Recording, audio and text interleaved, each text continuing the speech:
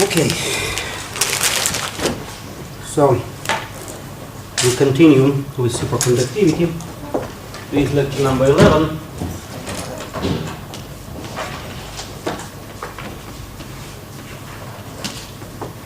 Which is BCS. This is superconductivity free, by the way.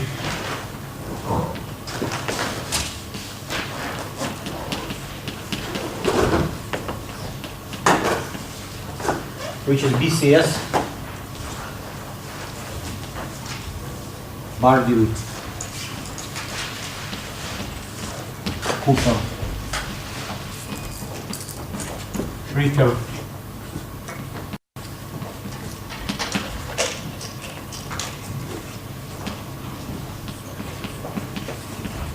theory.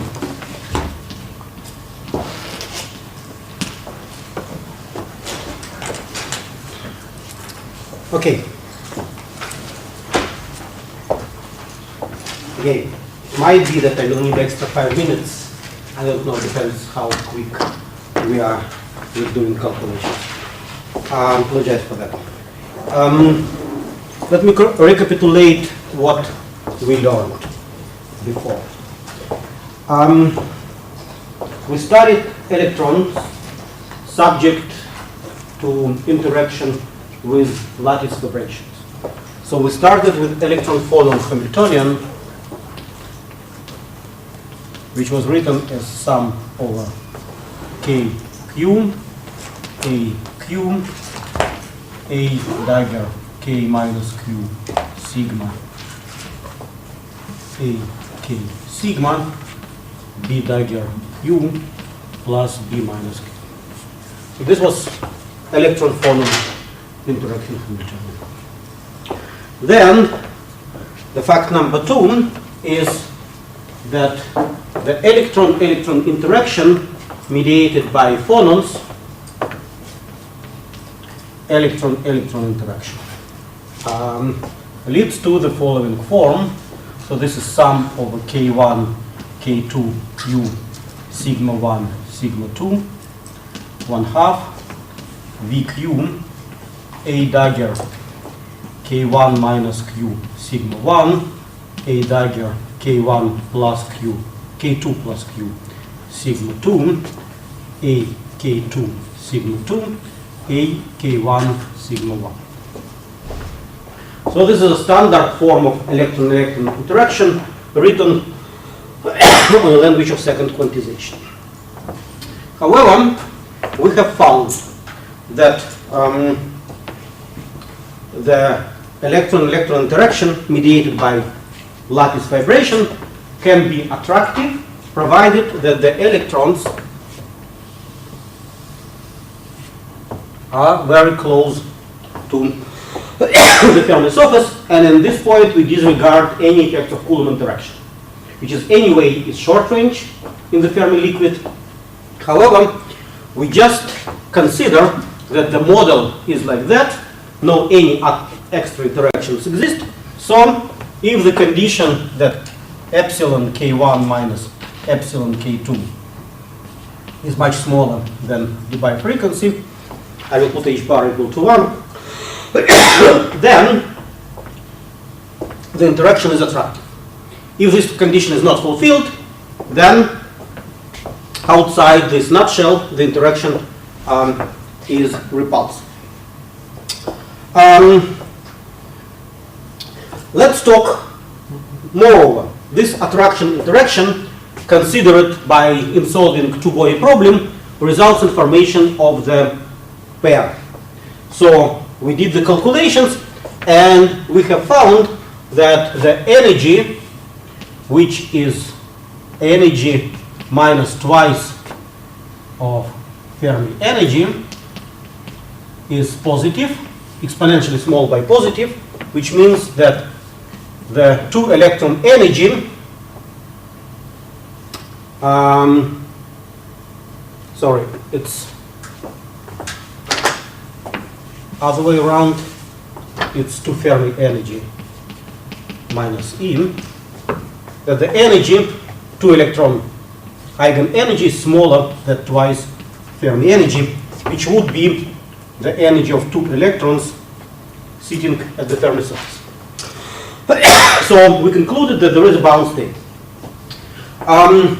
Then we can find ourselves by considering the situation without net current. Therefore, we said that the momentum of the Cooper pair is 0. The centrum of mass momentum of the Cooper pair is equal to 0. Let's discuss a little bit the spin structure of the Cooper pair. So we have two-body wave function, psi, which depends on indexes psi sigma 1, sigma 2, R1, R2. This is a wave function of 2 electrons, right? We said that electrons are fermions, and therefore the wave function should be antisymmetric, right? Therefore, it is minus psi sigma 2, sigma 1, R2, R1. So I interchange both quantum numbers, which are spins, and coordinates of electrons. By solving Schrödinger equation for two-body interaction, we have found the ground state wave function coordinate part of the ground state wave function. According to quantum mechanics, the ground state wave function doesn't have zeros. Therefore, the coordinate part of this wave function, can write down that sigma 1, sigma 2, R1, R2 can be written as a product of a spin part, chi sigma 1, sigma 2, and coordinate part, R1, R2. And by solving Schrödinger equation, we forgot for the moment about spin structure, and we're dealing with phi. And we have found that phi doesn't have nodes as the ground state wave function should be. Therefore, we said that the function phi, R1, R2, is symmetric with respect to interchange of R1 and R2. Otherwise, it should have a node. Therefore, to provide complete antisymmetric form of the global wave function, we need to request that the spin part of the wave function is antisymmetric. So we say that chi sigma 1, sigma 2 is equal to minus chi sigma 2, sigma 1. It will guarantee us that the total wave function is antisymmetric. Therefore, the only way to construct antisymmetric spin wave function is to write it in the form of singlet. So this is up down minus down up on the square root of 2. So this is up down. Therefore, the conclusion is that the Cooper pair is singlet. In everything what we are going to deal now, the Cooper pair will be considered as a singlet. Is it always like that? Actually not. As we discuss later on, the high temperature superconductors on cuprate family perform triplet. Perform not S wave by D wave pairing. Let me say it this way. Namely, this function will have two nodes, two zeros, still remaining symmetric. So the high TC pairing is also singlet from the point of view of spin structure, but the wave function corresponds to higher orbital moment, which is D wave. There are other strongly correlated systems which are rooted, where it is known that this wave function, coordinate 1, has one node, therefore this is P wave, and as a result, the spin structure of the wave function is triplet. So this is so-called triplet pair. So just side remark, I'm not going to discuss it anymore, but we will assume that the pairing of two electrons, the interaction between two electrons in the vicinity of Fermi surface facilitate the singlet pairing. Okay? Any questions? So, condition that k equal to 0 means that k1 plus K2 is equal to 0. Yeah? Let's put K2 equal to minus K1.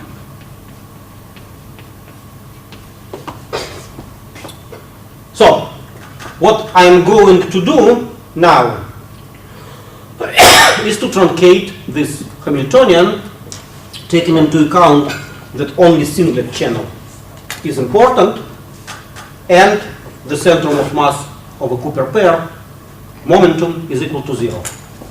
So let's look at this term, V Q. So I said that this is minus K A K, because K1 is equal to K, K2 is equal to minus K1 equal to minus K. Then, if I said that this is spin up, this should be spin down,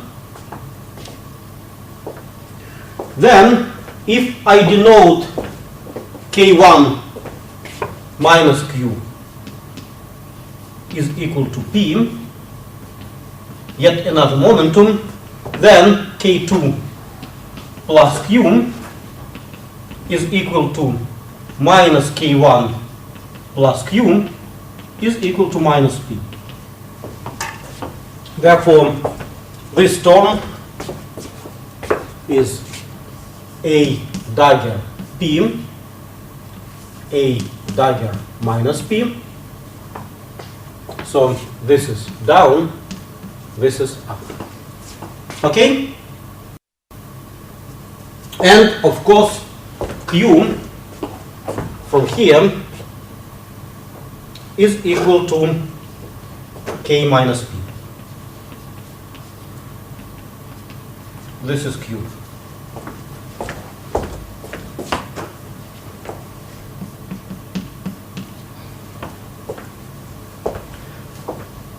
Okay? So this is interaction Hamiltonian.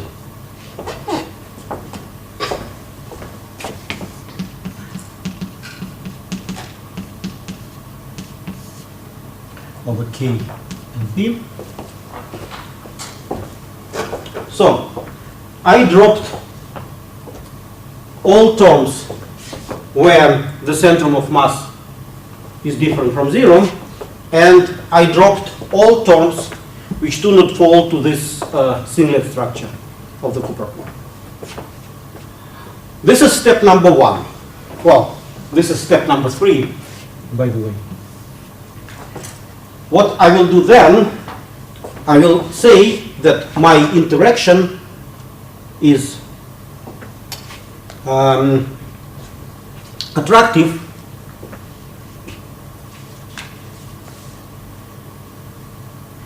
well, with your permission, since I have two possibilities to select up and down, I mean, I can also select that this is down and this is up, I will remove factor 1/2. It doesn't matter, it's a redefinition of the constant. However, I will assume that the interaction in the nutshell of the widths of two Debye frequencies is attractive. Therefore, I will write this Hamiltonian as minus V naught.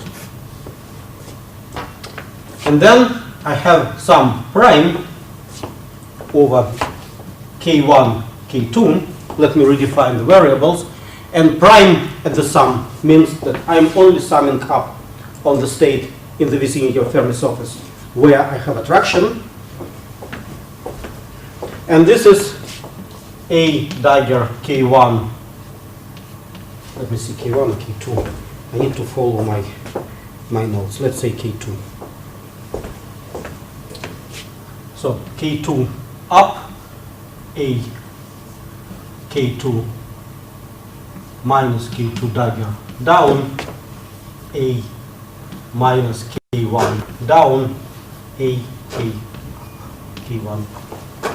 Again, I should be sure that I use the very same notations, and as I said, my V K1 minus K2 is equal to minus modulus V naught if epsilon K1 minus epsilon K2 smaller than omega dBi frequency, and 0 otherwise.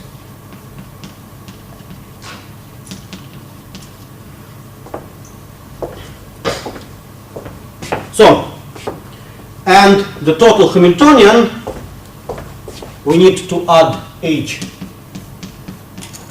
plus H interaction, where H naught is sum over K sigma, epsilon K, A K sigma dagger, A K sigma. As usual, we work with grand canonical ensemble, therefore we replace H naught to H naught minus mu times n.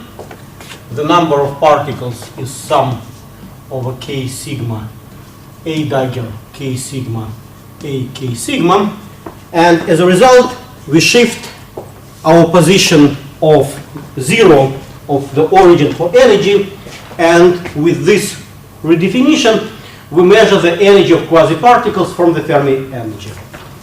So what happens then with this change, I will replace epsilon k to psi k, which is epsilon k minus mu. You remember that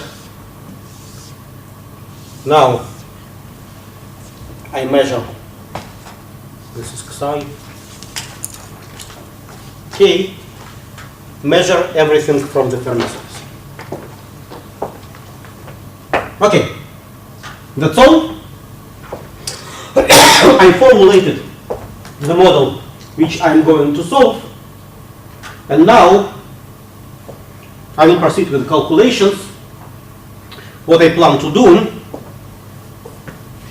I will work with this Hamiltonian, write down the energy of the Hamiltonian by averaging over ground state, and then I will take a variation of this energy, minimizing it by some parameter, and as a result I will obtain equation which describes me something which I will call the order parameter.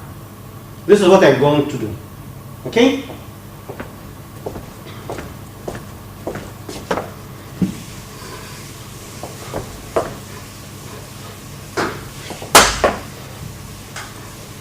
It's in no way resolving Cooper problem. Now I'm dealing with ground state properties, and what I'm going to show you that unlike the solution of pairing problem, I will obtain instability of the ground state with respect to formation of the Cooper pairs. For those who are very familiar with quantum mechanics, the difference is that having a bound state means that your scattering amplitude has a pole on the negative real axis of energy. This is a bound state. The instability of the ground state means the existence of the pole in your scattering matrix on imaginary axis. So we come to this point a bit later. So the Hamiltonian.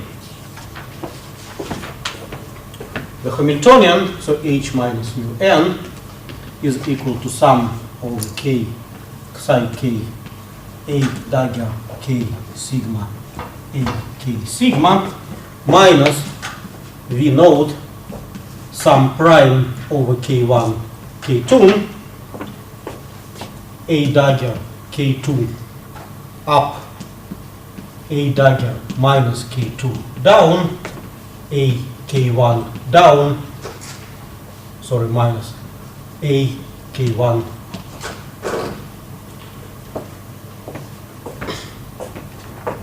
and the interaction, as I said, is attractive, which is put by replacing summation by summation of states in the vicinity of Fermi surface. Well, there are many ways to proceed with these Hamiltonians. For example, I can perform the molecular field calculations. I can replace this to creation or to annihilation operator by its average. This is not what I'm going to do. However, I'm going to introduce new variables while doing mean field or molecular field calculations. We assume the same way as in the Bose gas that the Hamiltonian will not be diagonal in my old quasiparticles and has to be diagonalized as a quadratic form. So I will need to introduce new excitations, new quasiparticles, which will be mixture of my old quasiparticles A. I do it in the following way. This is the same Bogoliubov or UV transformation which we introduced for Bose gas, which we used for Holstein-Primakov, for example, for diagonalizing ferromagnetic Hamiltonian. We are dealing with fermions. So I introduce new variables B. However, unlike bosons, which were spinless, fermions are spinful, and what I need to do, I need to mix up states with K and minus K, and simultaneously with spin up and spin down. So this is the idea.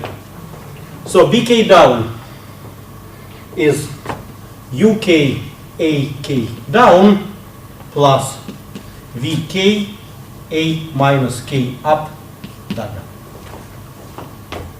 So this is the way I choose my UV transformation. Therefore, if I complex conjugate, I will have BK dagger down is UK AK dagger down plus VK A minus K up. At this point, I assume that UK complex conjugated is equal to UK. And VK complex conjugated is equal to VK. So I choose my UV coefficients real, and this is conjecture, this is assumption. At the end of my calculations, I need to check whether my assumption is correct or not. So the same way VK up is equal to UK AK up minus VK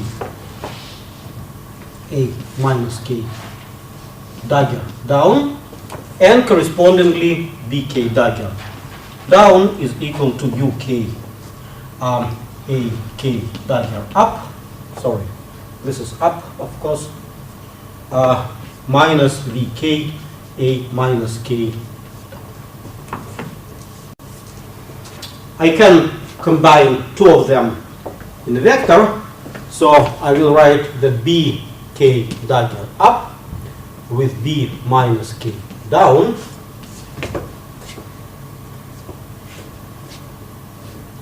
is equal to UK VK minus VK UK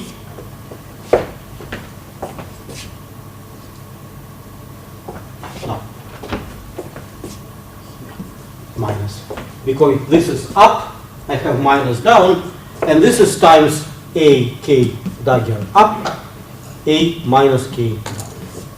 And I can write down the second pair of variables the very same way, because pairs of equations are independent.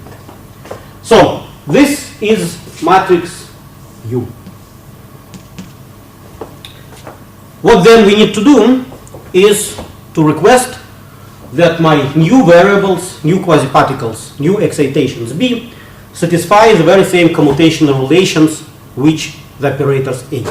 So A are fermions, so they satisfy anti-commutational relations which are AK sigma, AK sigma dagger, which means anti-commutator with a sign plus, which is AK sigma dagger plus AK sigma dagger, AK sigma is equal to 1.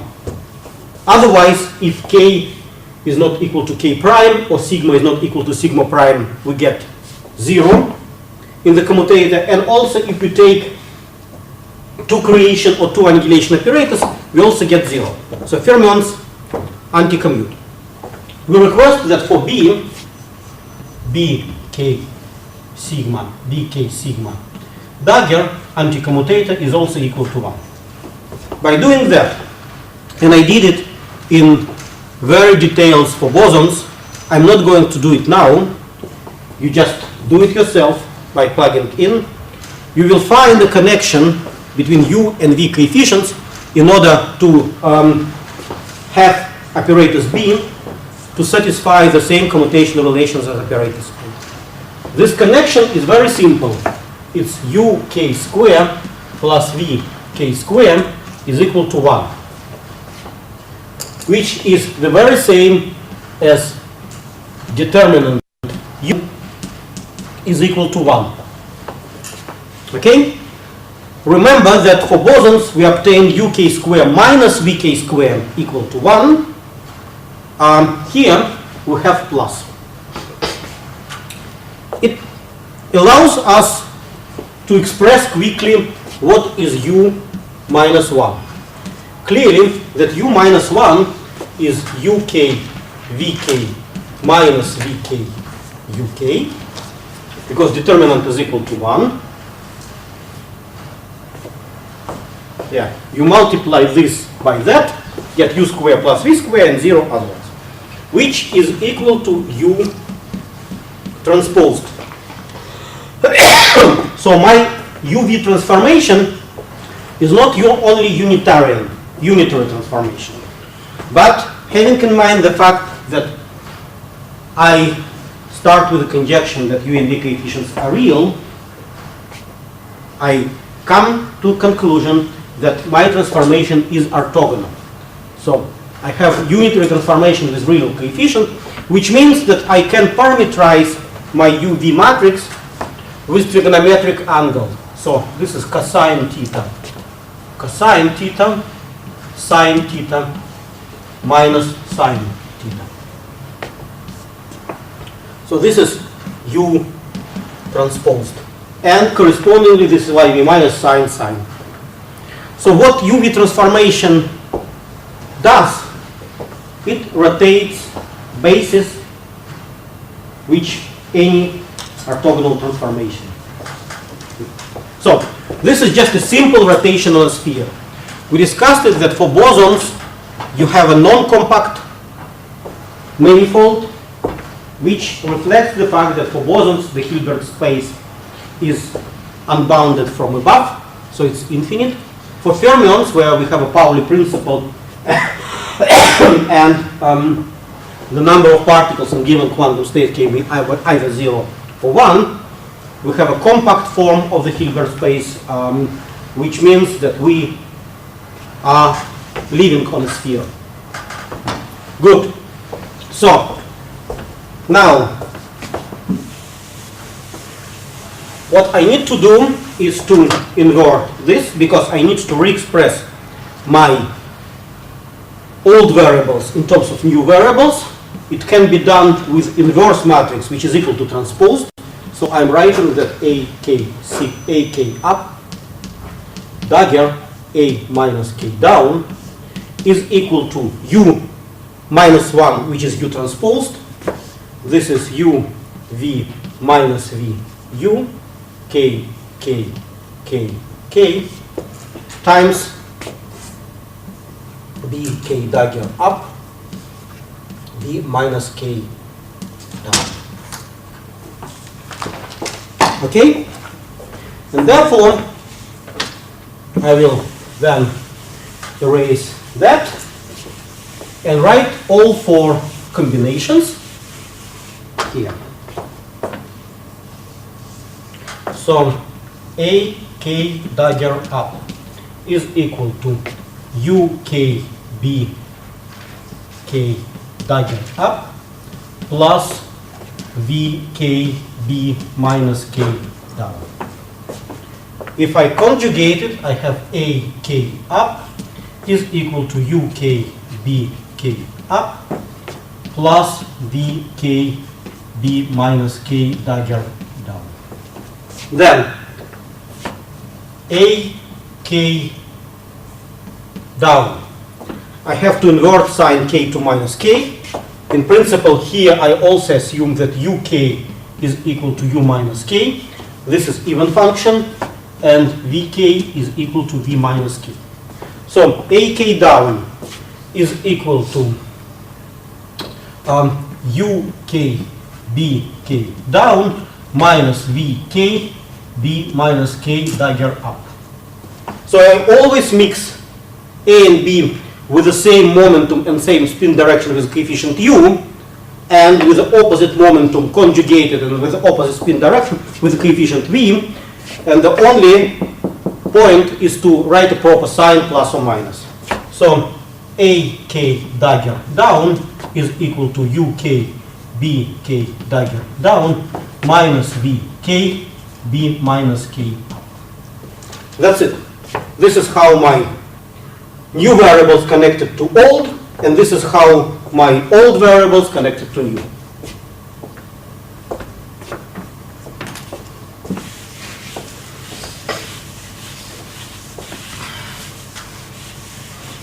So let me plug it into the Hamiltonian.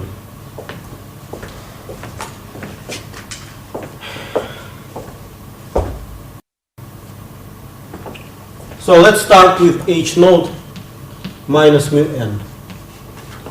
I will consider it first and then interacting part. So it is equal to sum over k sigma psi k. I open the bracket. So a dagger k sigma, a k sigma means this is a dagger k up, a k up plus the same term down. So u k b k dagger up plus v k b minus k down times u k b k up plus v k b minus k dagger down plus then down u k b k dagger down minus v k b minus k up times uk b k down minus vk b minus k dagger up. So let me collect terms. So it's not summation over sigma, sum over k psi k. So let me first collect terms which contain b, dagger, and b. So uk square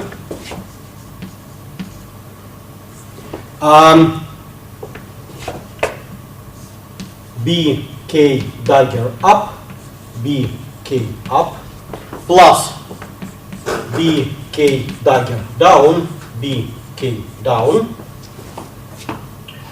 plus vk square b minus k down, b minus k dagger down plus b minus k up, b minus k dagger up. These are two terms, so-called normal terms, which contains b and b dagger. And I have also anomalous term, which contains two creation or two annihilation operators. So, for example, uv. So this is this one. So plus uk vk. For example, b k dagger up, b minus k dagger down.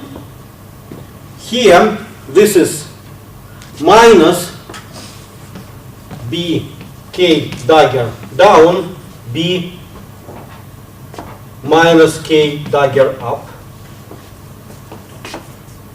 And then I have this term plus b minus k down, b k up.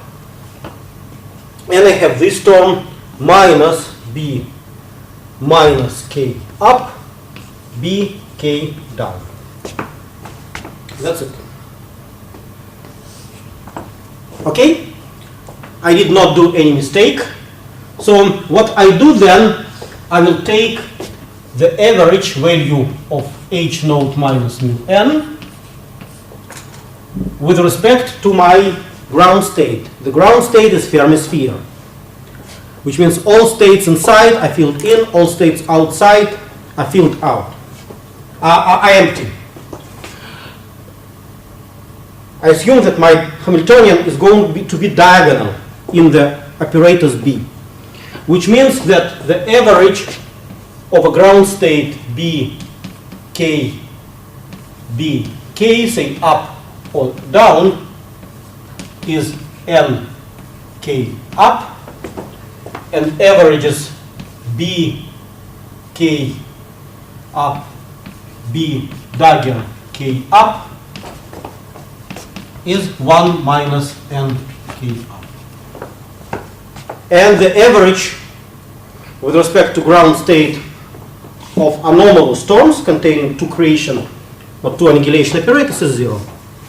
So therefore, by saying that this is E node, I will write down that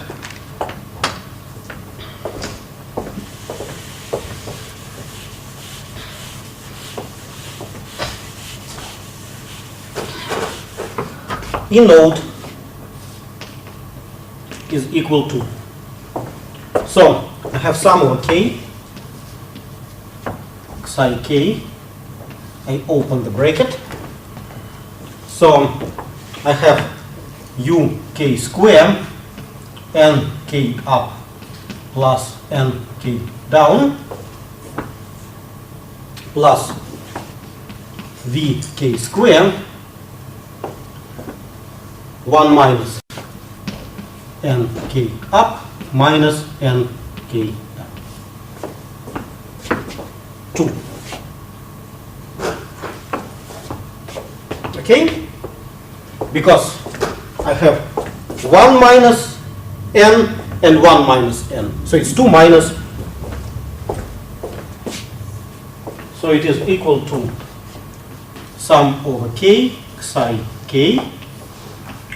I have u square k minus v square k, nk up plus nk down, minus 2 vk square. So this is my non-interacting energy.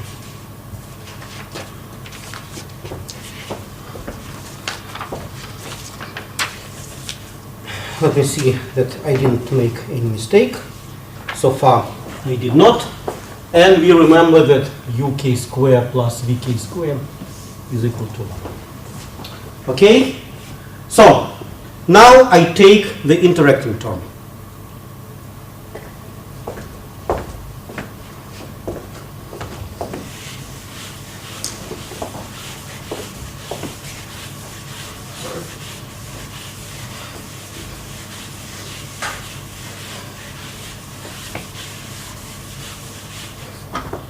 So the interacting term, H interaction, is minus V node modulus sum prime over K1 and K2. So this is A minus K1 down, A K1 up. So I have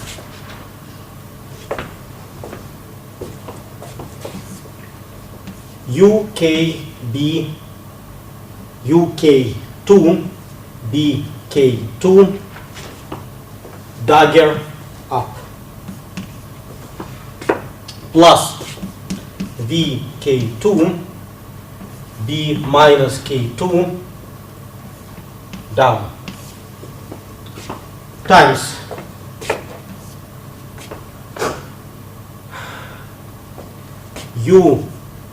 K2 B minus K2 dagger down minus VK2 B K2 dagger up times u k1 b minus k1 down minus v k1 b k1 dagger up times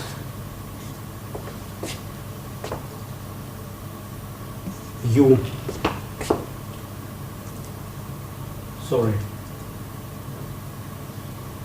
k1 b k1 up plus v k1 b minus k1 dagger down. Let me check that I did not make a mistake. K2 up minus K2 down plus minus down up minus down up plus, yeah. So now I open the brackets. I will write it down as minus V naught sum over K1 K2, and let me first open this bracket. So this is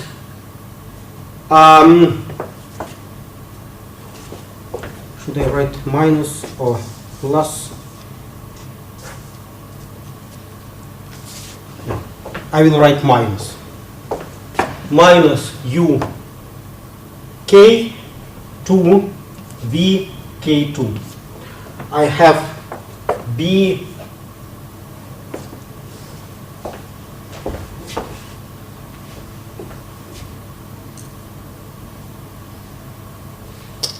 so there should be no dagger here. Yes. So this is b k2 dagger up b k2 up minus b minus k2 down b minus k2 dagger down. And there will be some terms which contain anomalous average. Let me write it down once. Plus uk2 square bk2 square up b minus k2 dagger, down minus vk2 square b minus k2 down b k2 up. So this is sum over k2, and then I should multiply this to the second pair of brackets. Again, I will take minus ub minus u k1 v k1, and I have b k1 dagger up b k1 up minus b this term b minus k1 down b dagger minus k1 down plus u k1 b k1 minus k1 down b k1 up square plus minus v k1 square and b dagger. Good. So now I don't need this Fourier transformation anymore. So now I do the same. Namely, I take average of H interaction, call it E interaction, and only keep those terms which contain one creation and one annihilation operator by taking average. I assume that K1 and K2 are two different moments, so I can do it independently. So what I have then? This is minus modulus V node, sum over K2. I have minus U K2 V K2. This is N K2 up minus N K2 down. Sorry. Minus NK2 up plus NK2 down minus 1 times sum over K1 minus UK1 VK1 NK1 up plus NK1 down minus 1. So basically I have, since summation over K1 and K2 are independent, I have square of the sum, right? So E interaction is equal to minus modulus V node. Of course, everywhere I have some prime. I will write it sum over K, UK VK,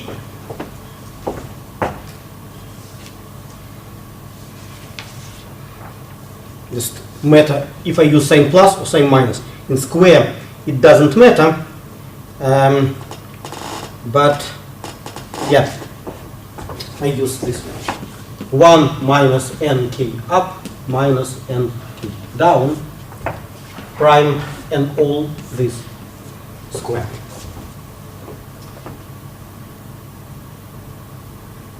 I can equally write NK up plus NK down minus 1 because it's square of the sum.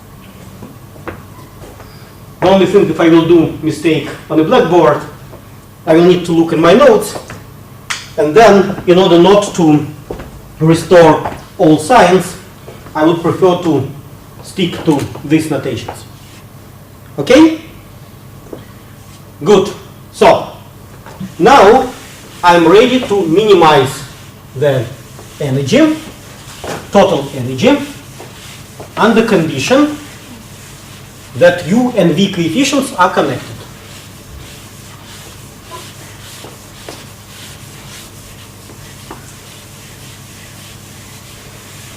And U and V coefficients are real. So minimizing energy, I will try to find delta E total over delta U K. And this is the way I will find my U and V coefficients, saying that this is 0, minimization. This is the equation I'm going to solve. So I will first vary non-interacting energy and then interacting. So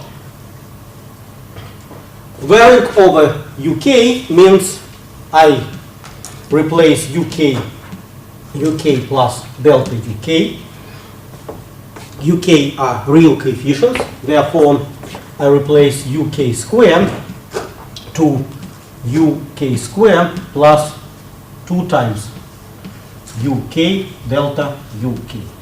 The same way as we did by varying Ginzburg-Landau functional with respect to the wave function, but you remember that the wave function was complex.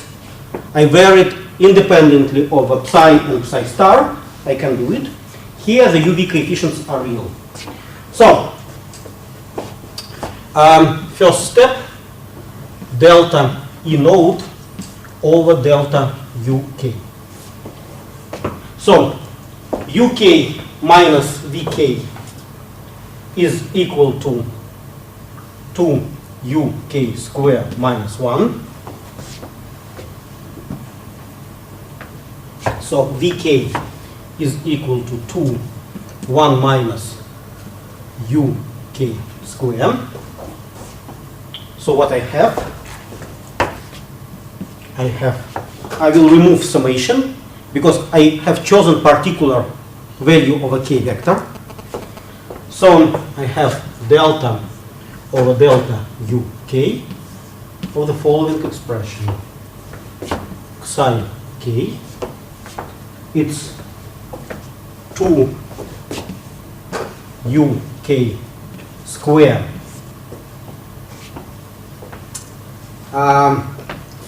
nk up plus nk down minus 1, because this is minus 1.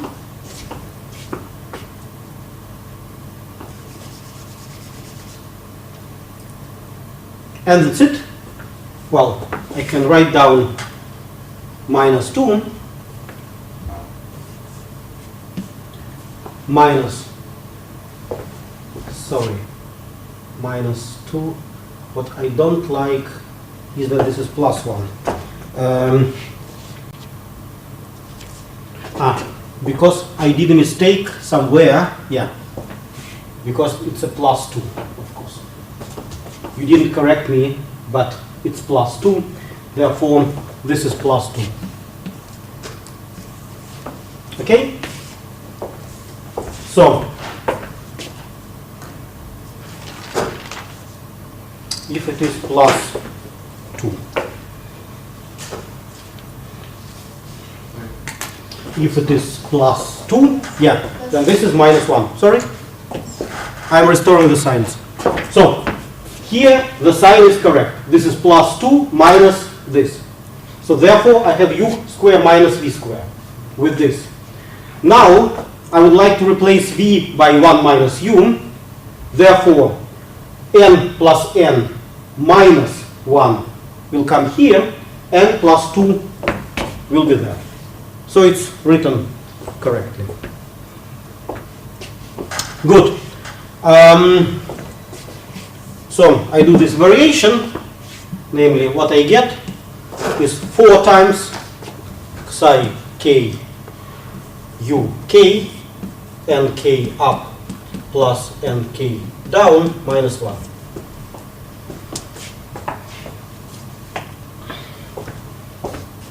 Yep. So I will rewrite this expression because I need it. So delta E node over delta uk is equal to 4 times psi k uk nk up plus nk down minus 1.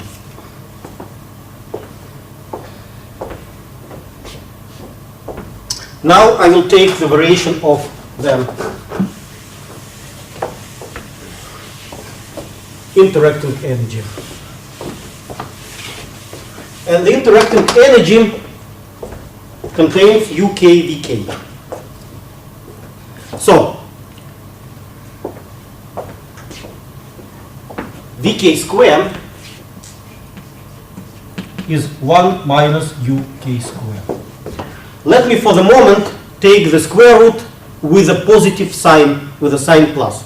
So I will fix the branch assuming that I'm working with a branch VK equal to square root 1 minus UK square. I can repeat the same calculations fixing the sign minus, and you will see what happens. For the moment, follow me. I take 2 plus. So what I need to find, UK VK over delta UK, which is the variation of a product is equal to sum of variations. I first take variation over UK, so this is VK plus UK delta VK over delta UK. This is the same like taking derivative from the functions. So this is square root 1 minus UK square minus, I take derivative v with respect to u, so this is 2 square root of 1 minus UK square times 2 UK square, because I have to multiply it by u. I cancel out factor of 2. So this is 1 minus 2 UK square divided by square root over 1 minus UK square.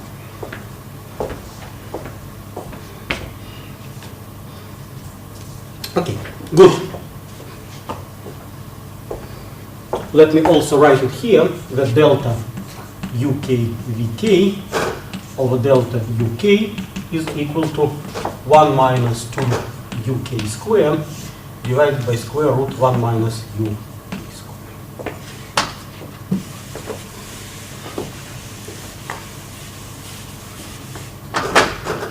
So delta E interacting over delta UK.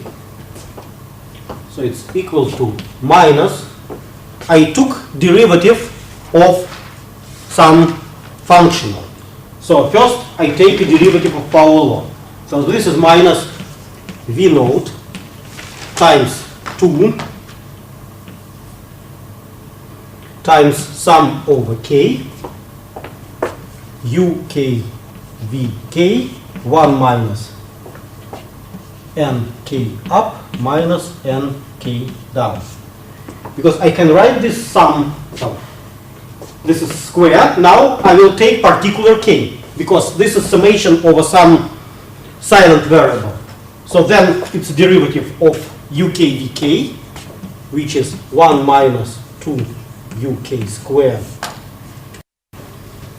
root over 1 minus UK square, and 1 minus NK up minus NK.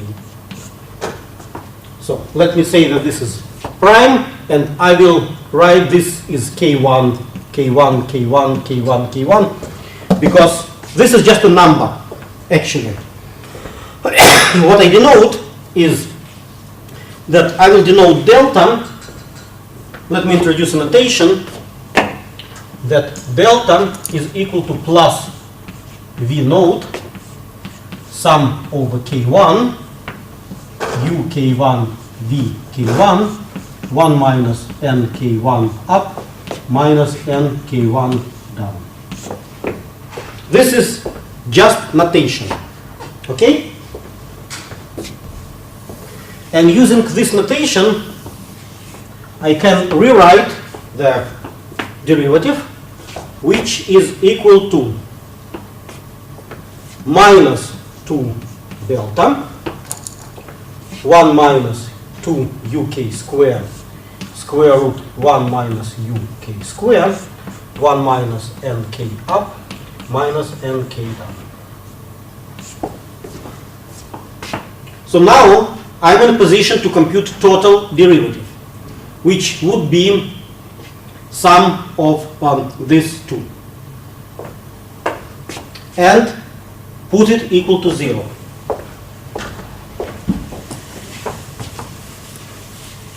Then I will get equation for U square. I will solve it.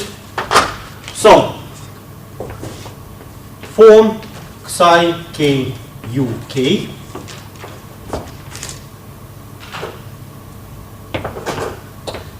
let me do it that way.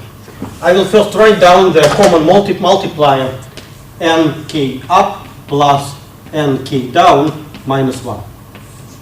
So what I have for psi k u k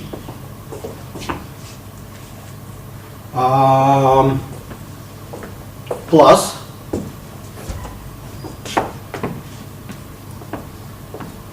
two delta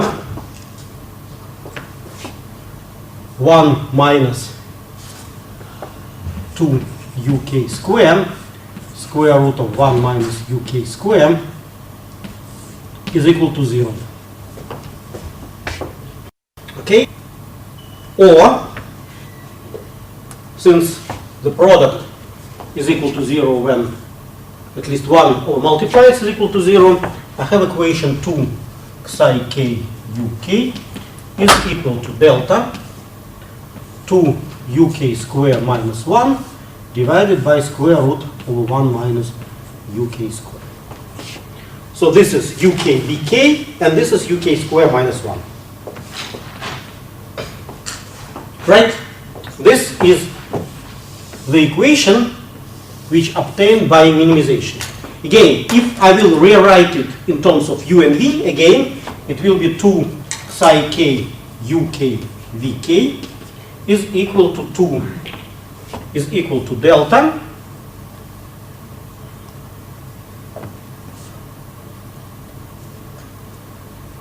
uk square minus vk square.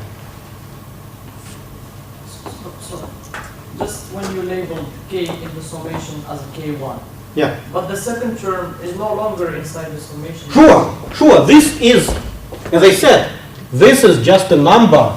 And here, when I take a derivative of sum, I take a particular k, which corresponds to the k in the variation. And this is a number. This is why I use this notation. So, why did I rewrite it this way? Remember that we took certain sign of the root.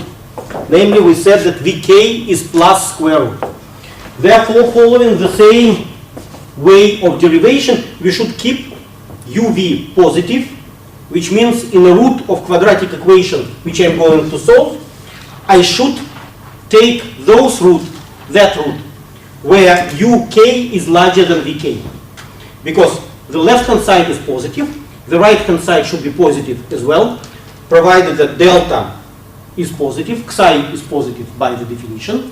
I'm talking about 2 electrons above the Fermi level. So I will take those root where uk square is larger than vk square. Okay. Now I will solve this equation and plug in uk vk into my definition. I will have a closed equation for this parameter delta, and we will discuss what is the physical meaning of this parameter delta. Okay?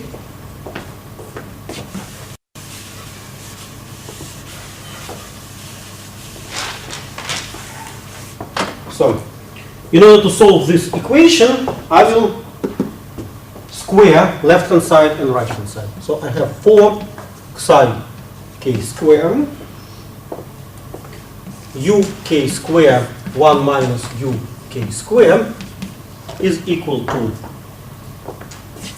delta square 4 uk to the 4 minus 4 uk square plus 1. So I will put all terms in the right hand side and collect terms in front of uk to the 4 and uk square. So uk to the 4 times 4 delta square plus psi k square minus uk square 4 delta square plus psi k square plus delta square is equal to 1.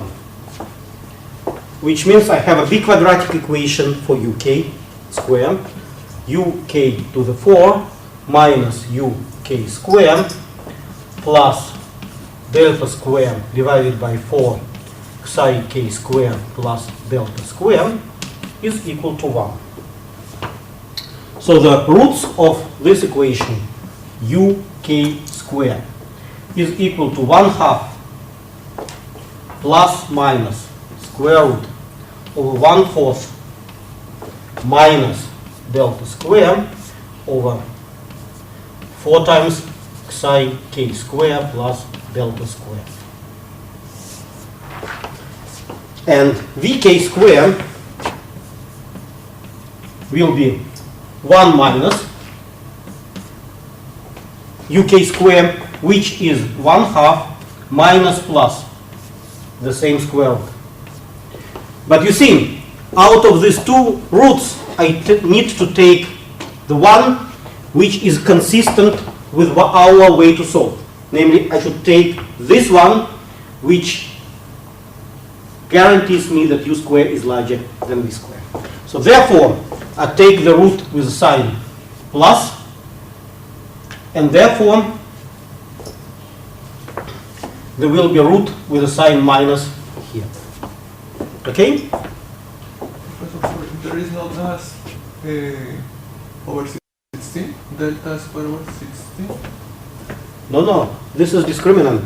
That's b square minus 4 times I only put 1/2. This is 1/4. Otherwise, it will not be 4. Yeah.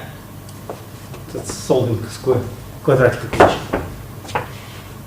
So, what I'm saying is that I have found my U and V coefficients in order to minimize the energy. Namely, I have UK squared is equal to 1/2 1 plus. Let me introduce notation that EK is equal to square root of xi k squared plus delta squared. So then it will be, well, modulus xi k divided by EK. But xi k is anyway positive because the electrons are above Fermi surface. And Vk squared is 1/2 1 minus psi k modulus over E. Right? So then UK Vk is equal to square 1/4 1 minus psi k squared over EK squared, which is 1/4 delta squared over EK squared.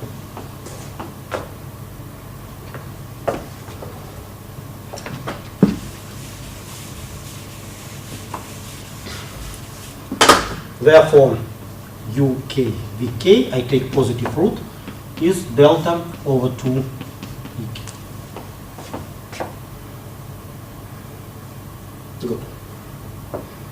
And of course, UK square minus Vk square is equal to psi k modulus over Ek. So now let's look at this equation.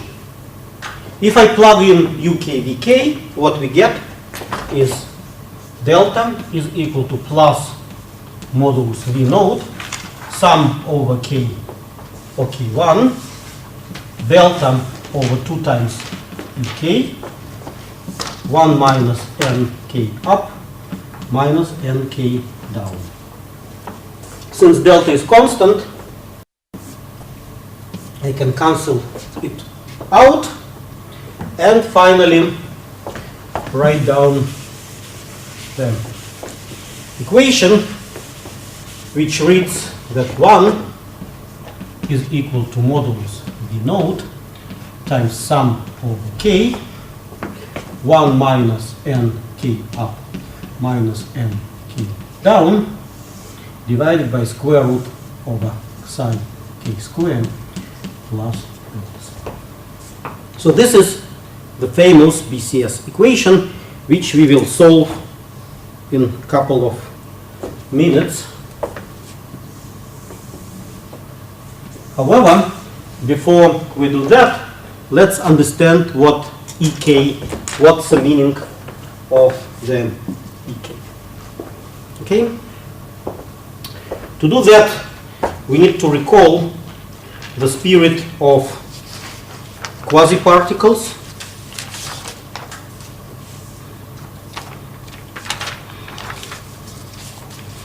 and Landau-Fermi liquid theory. So the energy of quasiparticles,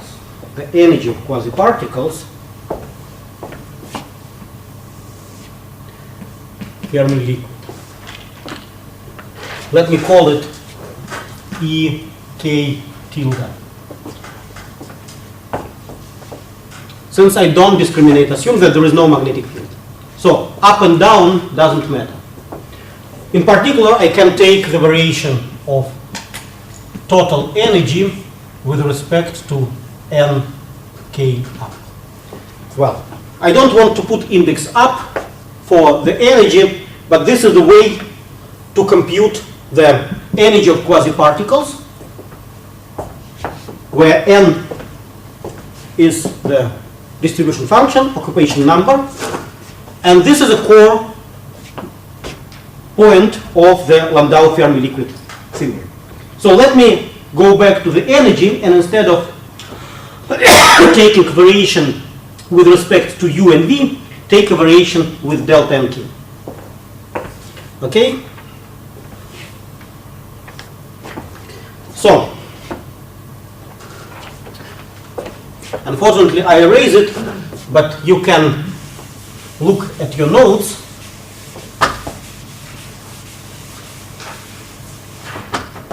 So, delta E node over delta nk up. You remember there was a term uk square minus vk square, which is proportional to nk up plus nk down minus 1. So I take this one. So this is uk square minus vk square times xi k. This is what comes out from E node.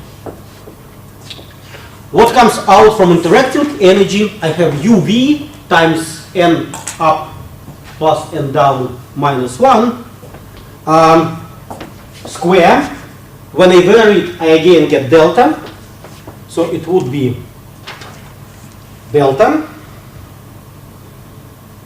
actually 2 delta times uk vk. 2 because I'm varying some square, so first I get coefficient 2 and then the rest, and plug in definition delta. So now I have everything.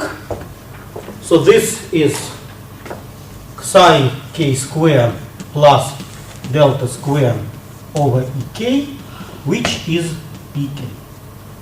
So the meaning of this ek is the energy of my new quasiparticles written in terms of B variable. And what I see here is that my new quasiparticles, let me put these two parabolas. So this is k and this is epsilon k. So I open a gap on a Fermi surface. So delta, which comes here, is the gap which is open on the Fermi surface. So this is this one. And I have new spectrum, which is gapful. So basically, I would then identify this gap with a wave function of Cooper pair or with the order parameter. And this gap disappears at critical temperature. Right now, we compute this gap at 0 temperature in order to see the value of this gap. And this gap is 0 above TC. TC will be computed on Monday, the very same way. So I'm basically done with understanding of all key ingredients. Namely, there is something which appears below TC, which is the gap in the spectrum of elementary excitations. This gap disappears above TC. So I can say that the gap is the order parameter.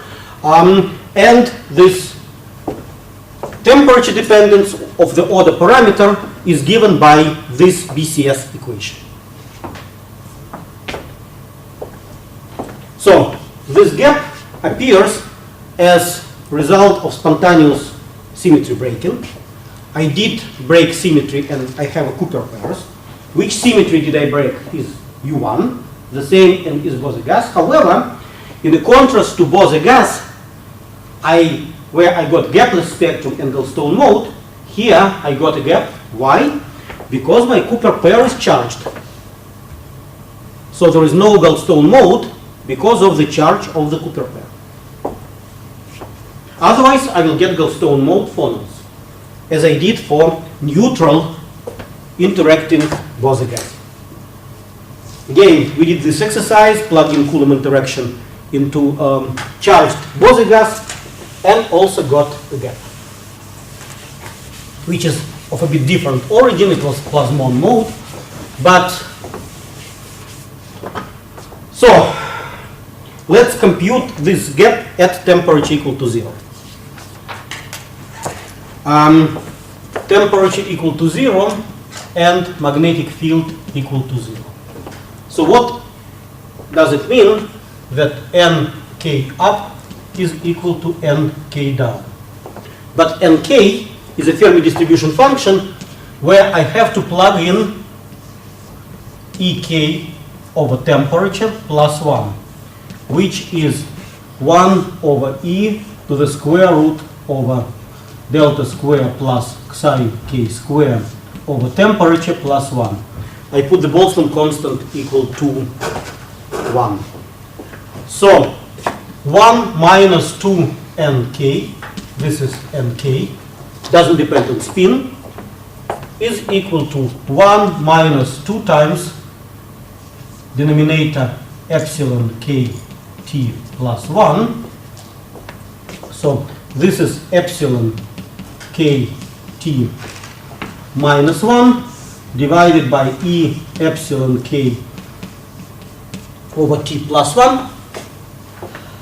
If I multiply numerator and denominator by exponent to the power minus epsilon k divided by 2t, what I get, this is e to the power ek over 2t minus e to the minus ek over 2t divided by the same exponent plus exponent. So you recognize that this is hyperbolic tangent.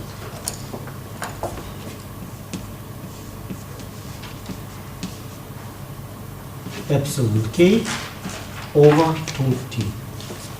So therefore the equation for gap can be written down as, we will need it on Monday when we compute the critical temperature. So the equation is given by 1 is equal to modulus V naught sum over k prime. Here we have a tangent hyperbolicus epsilon, well, square root over psi k square plus delta square over twice temperature divided by 2 times, sorry, I forgot there should be a factor of 2, right? Sorry? I thought we removed the factor of 2 because we could sum independently the spins. No. Let's come back. Yeah, let's come back to the equations. Now that's of course not very important, but I would like to have a consistent. Yeah. Making a step back.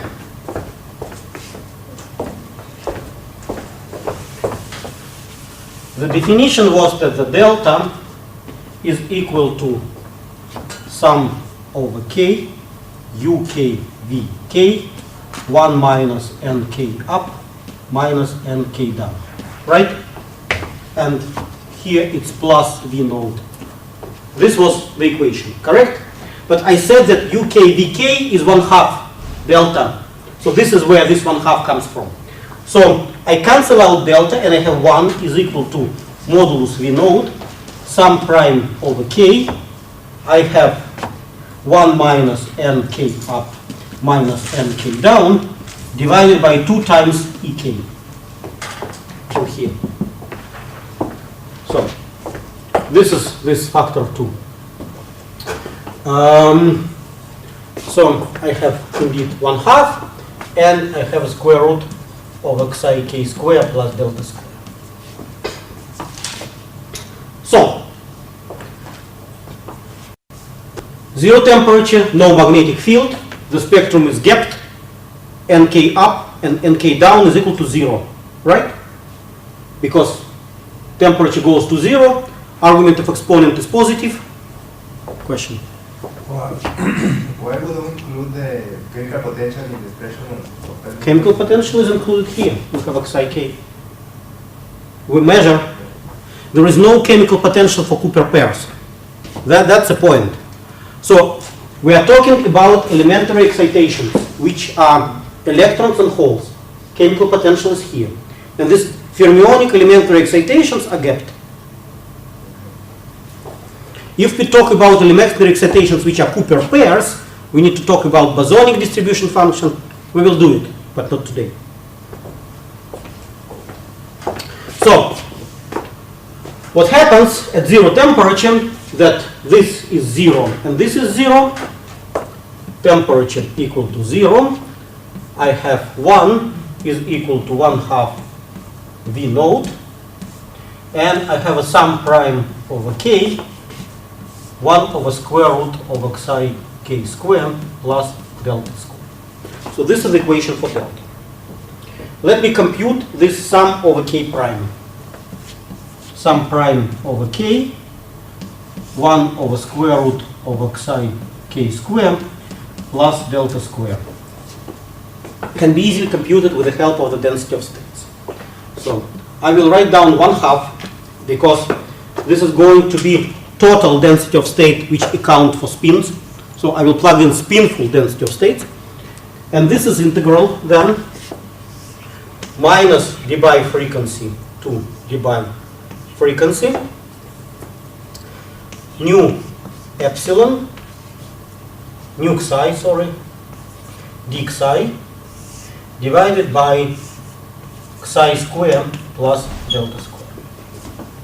So I'm interested in the excitations on a range of dBi frequency, and therefore I can replace my density of states by the density of states at the Fermi level. We will see that the gap will be very, very small. I will show you how small it is in the next minute. So this is therefore 1/2, but I will replace integral from minus omega dBi to omega dBi by 2 integrals from 0 to omega. This is density of states at the Fermi energy, integral from 0 to omega d, d xi square root over xi squared plus delta squared. So this integral is very simple. First of all, you can take it using a table.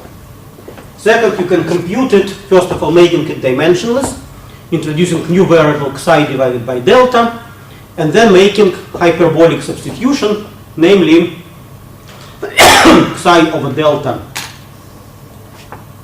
will be denoted as a sinus hyperbolicus x or z, and with this substitution you will take this integral, which is very simple. So the integral gives you so-called long logarithm, and what we get plugging this integral in the equation is 1 is equal to 1/2 V node times density of states at the Fermi level times logarithm omega d plus square root over omega d squared plus delta squared divided by delta. We just compute integral. So let's for the moment neglect delta in the numerator with respect to the omega d. We will see that this assumption is justified. And I will denote this one as dimensionless constant g. What we have is 1 over g is equal to log 2 omega d over delta, or delta is equal to 2 omega d exponent to 1 minus g. So, first of all, we got that our gap contains exponentially small factor, because this is product of interaction times the density of states of Fermi energy, which for small g, and typically electron-phonon interaction is relatively small. For small g, this exponent is quite small because it has large negative argument. Therefore, our conjecture that we can drop off delta compared to dBi frequency was correct. So what we have found? We have found that at 0 temperature, the gap is proportional to dBi frequency and contains the interaction constant in as inverse form argument of exponent. So the exponent has argument minus 1 over g, which actually means that this function is non-analytic in the limit g goes to 0. which means in the limit G goes to 0, very small interaction, you cannot get this result by Taylor expanding your function. So this is not perturbative result in G or 1 over G, well, in G. One cannot get this result by making Taylor expansion in G. So, before I finish, and I'm basically done, in order to compute critical temperature, and I suggest that you do this exercise at home, we anyway do it at the beginning of next lecture, we can take the very same equation. So, what happens at TC? At TC we know that the gap is equal to 0. So therefore, we put delta equal to 0 here, delta equal to 0 here, T equal to C in the equation. So we will get equation as a summation over, or integral of xi, tangent xi divided by xi. On low limit, the integral is convergent, because for small xi, tangent is proportional to xi. On the upper limit, the integral tangent xi divided by xi is logarithmically divergent. Therefore, what we will get on Monday, that Tc is also, there is some coefficient, omega d e to the power minus 1 over g. It will be pretty the same integral with a little bit different number, which is universal, which will then allow me to conclude that the ratio of critical temperature to the gap at 0 temperature is the universal constant. This is a benchmark of a BCS theory. However, it explains the specific heat experiments, because the gap in the spectrum of elementary excitations leads to the exponential behavior over the specific heat. It explains the fact that at the TC, where gap disappears, there is a jump in the specific heat. And it explains the fact that the critical temperature is proportional to dBi frequency, which is inversely proportional to square root of the ion mass. Therefore, the isotope effect is also there. So, Bardeen, Cooper, and Schrieffer received the Nobel Prize for this work. So, basically, I told you the Nobel work of Bardeen, Cooper, and Schrieffer, and you see that this theory is microscopic. We started with purely Hamiltonian electron-phonon interaction. We used phonons as mediator for electron-electron interaction. Concluded that this interaction in the very vicinity of Fermi surface can be attractive. And by considering this attractive electron interaction mediated by phonons, we computed the spectrum of elementary excitations, which is gap. We find the dependence of the gap as a function of the interaction parameter, and we found that this gap, actually, you can also solve this equation numerically. This gives you dependence gap of the temperature. You will see that the gap depends on the temperature continuously and disappears at Tc given by this expression. So basically, this microscopic theory gives full explanation of what was observed in the superconductors, and actually it was really a breakthrough of physics of 20th century, because you may see that many other transitions like spin density wave, charge density wave, excitonic instability, many of them fall into the universality class of BCS model, where the order parameter depends on the interaction strengths on that way. Good. Questions? Can we also attribute the gap, the energy lowered when the electrons form Cooper pairs? Well, on Friday, or Monday, we will estimate what is coherence length and compare it with the interparticle distance. And contrast to the Bose gas, we will immediately see that this coherence length will be much larger compared to interparticle distance. Therefore, to speak about bound state of separate two pairs of electrons forming with Cooper pairs is impossible.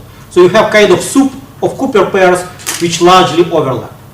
So this is not, we should not compare the energy of, or gain of the energy with twice Fermi energy anymore, because as I said, we can do it only in a small coherence length limit, where the size of the Cooper pair is much smaller compared to the mean distance about Cooper pairs.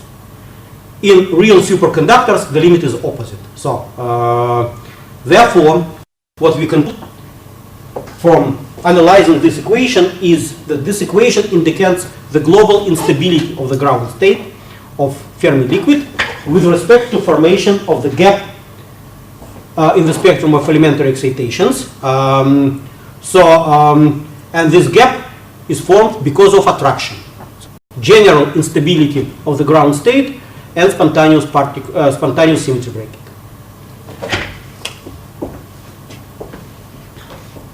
This means that the ground state is in the ground state all electrons are paired. Not all. Only electrons in the vicinity of Fermi surface on this nutshell with a width of 2 Debye frequencies. And raising the temperature, are you reducing the gas and some of them are unpaired? Sorry? Say it again. Increasing the temperature, the gas is reduced, and some of those electrons at the Fermi surface are being unpaired. Yes, yes. The temperature results in reduction of number of Cooper pairs because you break pairs because of fluctuations. And at the end of the day, at critical temperatures, all pairs are broken. You would write, if we imagine some electron interaction mediated not by phonons, but something which has a prefactor of Fermi energy. Then, of course, all electrons will be paired up to the bottom of your Fermi seam. However, we need to imagine such a mechanism. At in the past, when people were looking for new mechanism of high temperature superconductivity, theoretically, the first thing they thought that one needs to increase the prefactor, because this prefactor, the bifrequency, is typically room temperature, so 200, 300 kelvins. So this coupling constant is relatively small, which leads to temperature of superconducting transition of the order of Kelvin. So if you have exponent to the power minus, say, 10 minus 10, it's reduces the temperature very much. So therefore, there are two ways within the BCS mechanism to increase the temperature of superconducting transition. First way is to increase the coupling. So if G is very large, then this exponent at the end of the day becomes of the order of 1. And the second thing is to increase the pre-exponent. So to take system with a higher Debye frequencies or higher cutoff energy. So this is a cutoff energy. However, there are some theories. It looks like that the theory which would explain the high temperature superconductivity doesn't fall into the class of BCS theories. We also see here that the G factor is related to the electron-phonon coupling. But we know that if the electron-phonon coupling is very high, at normal temperatures it is not conductive. Does this mean that high temperatures... Look, I would not speculate on that, but let's recall what V node is. V node is of the order of AQ modulus square divided by the Debye frequency. So this was element of electron-phonon coupling, which depends on 1 over square root. This is another Debye frequency. So what we have here, we have V node times nu at Fermi energy, which is AQ modulus square divided by omega d Fermi energy. So you see that this parameter is indeed pretty small. This is a factor which characterizes trends, but we have a Fermi energy in denominator. So, in principle, the electron-phonon interaction is indeed small, but I would not speculate on temperature dependence of the electron-phonon interaction here. It's sufficient to, this coupling constant anyway, I mean this dimensional coupling constant will anyway be small. So that's in two dimensions, the density of that is not depending on Fermi energy. well, no. The density of states is number of states per Fermi energy. So this is dn over dE. In 3D, this is indeed MPF divided by pi square, in 2D, this is M.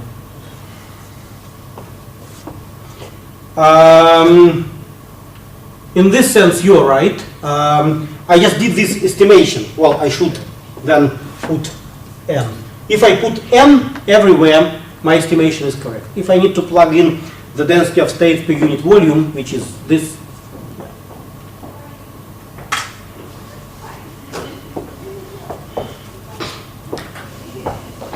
okay?